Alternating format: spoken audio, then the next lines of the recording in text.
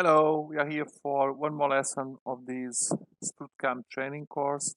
And the topic for today will be other tools which complement what we've seen in the previous video about the job assignment. So I'm using this file. It's a pretty nice part with very nice shapes, very smooth shapes. And to start showing what I have in my mind, we'll try to create a roughing waterline toolpath. Before, I'd like to highlight a couple of things that we still haven't explored much, which is a possibility to control the visibility of certain features of the software. First one, it is the part visibility, yes or no. We have the job assignment also, if it is defined or no. We have the work piece defined, visible, yes or no. And this is one of the important features I would like to talk about in this video. This work piece, it is what we consider as the starting block of material. And SprutCAM has a very important and fundamental feature for the calculations, which is to consider to make the calculation always starting from the block that is defined and consider all that volume of material. Then for each new calculation, this will be calculated considering what was removed. Okay, I will show the example. And this work block, work piece can be defined in several different shapes. So we have also the machining result visibility or not. In this particular case, there is no machining result yet because there is no calculation done. We can see the tool and the holder. We can have also the possibility, if we have defined, to see the features or not, and the machine also if it is defined, besides for sure the toolpath visibility. So let us start roughing. I will create a roughing waterline.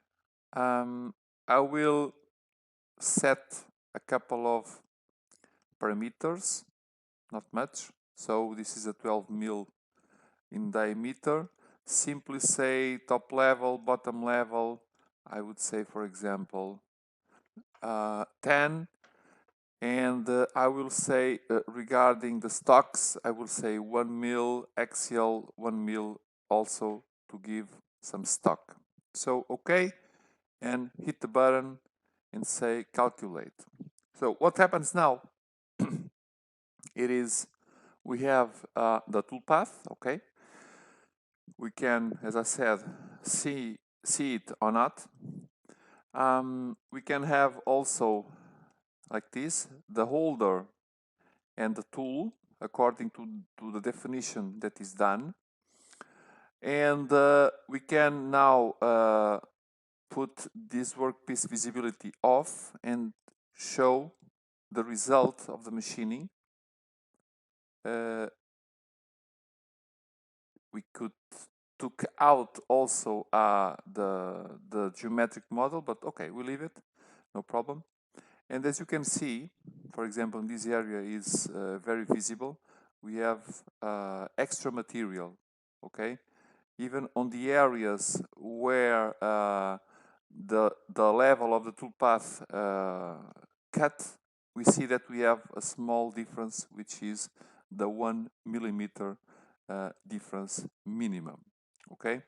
So this is a very nice concept. And now, when we go to this bar, you see that we have a lot of icons. So there are a couple of different ways to assess the parameters. We can go directly clicking in here, but we can go also in here, machining strategy. You see that we have a lot of different things which we can assess. Also parameters, links and leads. Everything is grouped around here. Regarding the tool, also a couple of nice things, and so on with other parameters, other settings that we can access also inside the dialog box that is open in this area. But we have a couple of things around here. The first one is the part which we could define if necessary. We could create some holes that we've seen already in one of the previous videos. And we can control also the workpiece around here. This is important if we want to define a certain shape when we start, for example, this roughing waterline, which is or another roughing operation where usually we have some possible stranger shapes. And finally, the fixtures, which we can define also by import some entities or defining directly these fixtures in the model. So now, the nice thing it is we have the program calculated. We can took this workpiece out. It's not important anymore because now we have a result. And we can, for example, do a rest machining, a cornice cleanup, for example, with another tool.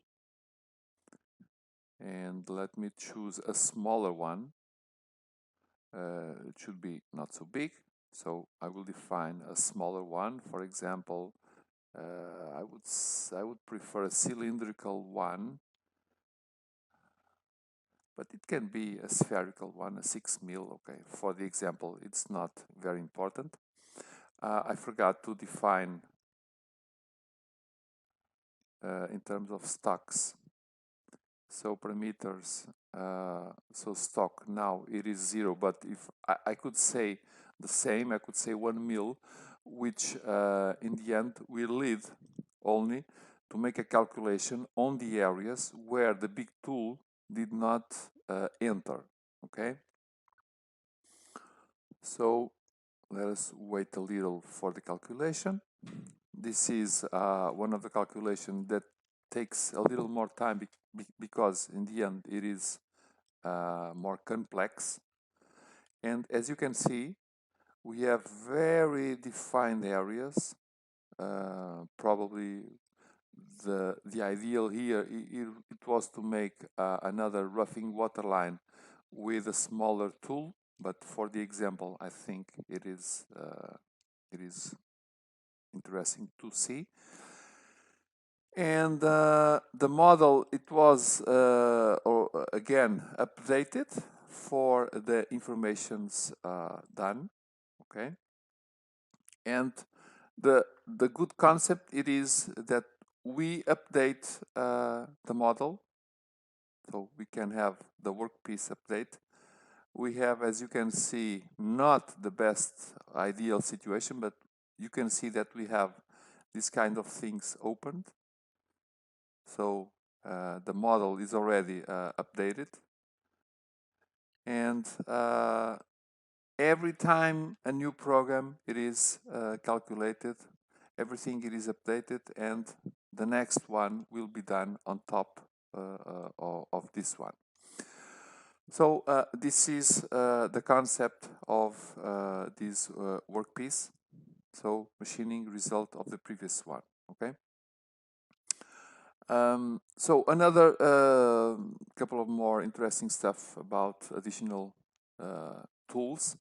One it is the feature we have here where we can make a calculation for the holder, which allow us to create this overhang on the tool. So we can have this check holder, real holder, or we can, for example, create a cylinder where we define, let me say, I don't know, the diameter of the holder, but I will say something. So if I create now and apply, the calculation, it is done, and if it is correct, okay. If it is not, it will show another another value. Okay. Another interesting and important feature, it is the possibility to manage the tool libraries, because we can add our own tools. So we have a couple of libraries already done, and we can open a library and modify what we want. But we can also create a new library, just give it a name, any kind of name, and then you can add tools. Okay, in this particular case we are talking about milling tools, so let us add a tool where we will give all the characteristics we want, the shape of the tool, the subtype of tool if possible, diameter, lengths, working lengths, then features about the identification and the position of the magazine, correction factors, whatever. The design, so durability, which is important also to create automatic change of tools in the programs. Okay, a couple of more features, contact points, where it is, tooling points, where it is also, second tooling point if applied. Definition for the holder also, we can have a library for the holders. We can import a CAD file to create that holder, and applying also feeds and speeds to that tool. And when done, okay, good, just save it and it is done. And we can continue in doing all of this stuff to create our own library of tools. Sorry.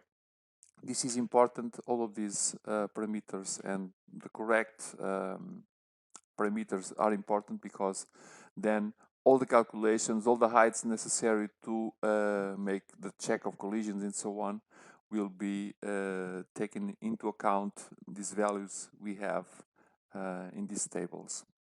So these are also important features, or I would say very important features. Please explore them a little more, as you should take a lot of advantage having these features very well set, and to take full advantage of it, because you have many functionalities that usually people, operators that work with CAM software don't take 100% full advantage of everything the softwares, and in particular now SprutCAM, has to offer to users. Usually they keep it on a lower level, just making some calculations, and most of the times they don't take, for example, the calculation into account of the height necessary to have the overhang on the tool, which is very common in many tool shops. But don't do this. So in case you need some help to define this, to explore this a little more, contact us, you know how to reach us, and we will give you also all the necessary support so that you can move a step further in this productivity with SprutCAM.